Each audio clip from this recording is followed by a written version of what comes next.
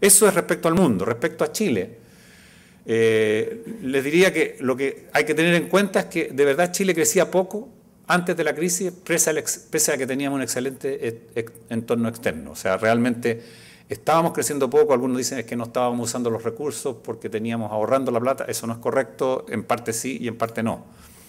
Segundo, que no solo Chile, sino que también Latinoamérica no sufren un colapso institucional como en otras oportunidades. ¿Y por qué es esto? Yo creo que hay cosas que son, como por ejemplo que efectivamente, como decía Carlos, teníamos reservas externas que no habíamos tenido en otra oportunidad. El sistema financiero y la solvencia fiscal están mejoradas, y esto a veces por buenas razones y por malas razones. Por buenas razones porque tenemos una mejor institucionalidad financiera, y por malas porque los bancos ya quebraron hace poco, así que no pueden quebrar de nuevo. O sea, uno se demora en hacerlos quebrar de nuevo.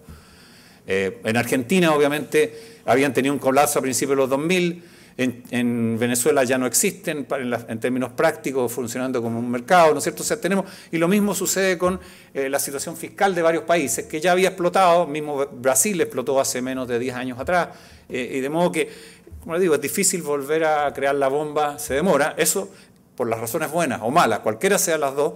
En Latinoamérica en general eso se cumplía, y finalmente nos tocó estar al lado bueno de la tormenta. Nos guste o no nos guste, las materias primas no están tan afectadas. Yo quisiera recordarlo, vamos a ver después el precio del cobre. Si a mí me preguntaban antes de esto, estoy hablando a nivel de agosto del 2008, me hubieran preguntado qué precio del cobre me parece bueno y razonable. Yo decía unos $2, ¿no es cierto?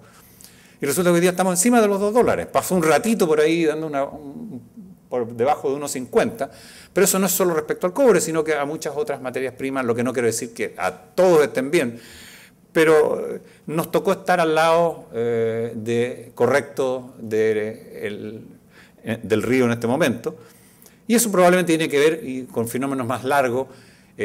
Los 60 fueron un lado correcto para Latinoamérica también, para los países que tenían materias primas, en un momento en que Alemania, Japón se consolidan, se recuperan. Probablemente ahora es China o otros que están haciendo lo mismo. En Chile, igual que en el resto del mundo, a partir del cuarto trimestre del 2008 se inicia una deceleración y recesión bastante profunda. Es curioso cómo cuando va a hacer la historia económica, el presidente Frey, yo creo que lo que yo no puedo olvidar es que ahí, cuando estaba el pic de la crisis asiática, dijo: en Argentina a Chile no la va a sufrir ni le va a pasar nada. Y también hace no tantos meses atrás la señora Bachelet dijo que a Chile no iba a tener una recesión. Y de hecho no aceptan hablar de recesión todavía, digamos. La verdad es que estamos teniendo caídas tan importantes como otros.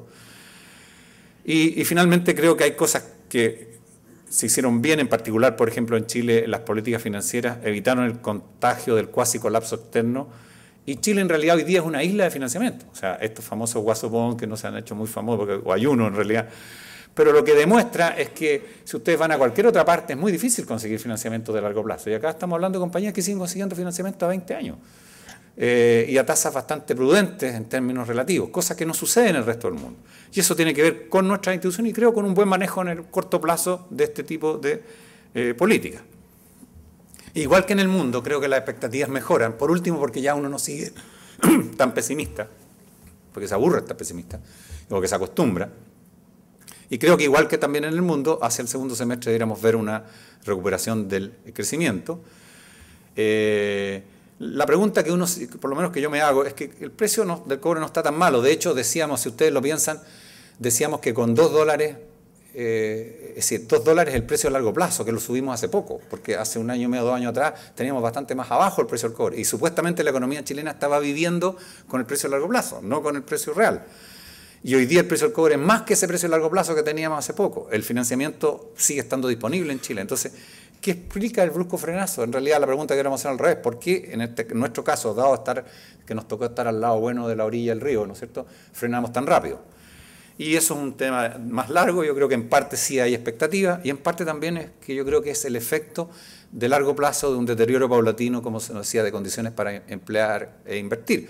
O sea, no es broma que si uno mira el contexto de la realidad hoy día, se va a cualquier empresa y el 90% del tiempo es preocupaciones de cómo cumplir nuevas regulaciones raras o cómo enfrentarse que le paran un proyecto o cómo enfrentarse a que, bueno, ¿será verdad que ahora en adelante tengo que compartir con los indígenas, con qué indígenas, qué propiedad? Son cosas que son reales, que están sucediendo en la economía y que no me cabe duda que están teniendo un efecto en haber hecho más difícil sortear la crisis externa cuando teníamos las condiciones y por otro lado la recuperación de largo plazo.